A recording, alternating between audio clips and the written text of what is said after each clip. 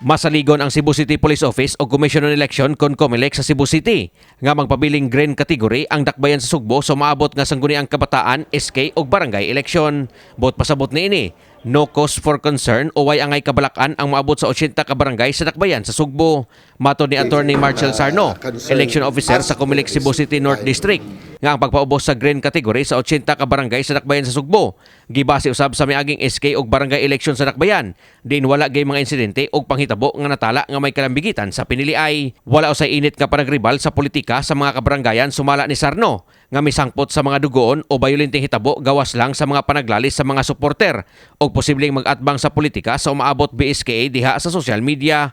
Si Sarno may bisita sa buhatan sa CCPO kaganiha aron hisgutan gihapon tali sa kapulisan ang ipatumang seguridad sa umaabot BSKA bisan pa man kon ubos kini sa green category. Gihulagway niini nga anaa sa 80% nga andam ang COMELEC sa umaabot BSKA diin ang gihuwat na lang nila mao ang mga kandidato nga mosangat sa ilang Certificate of Candidacy kon COC sa Agosto 28 aron sa mapaubos pagbalik sa threat assessment ang nagadiang barangay sa dakbayan. Thankful nga yun anak pa ang kahimtang diha pa sa social media. Ang ato lang dili pa mo iskalit ba mahimong personalan nila ang ilang kuwaway. Grabe na noon.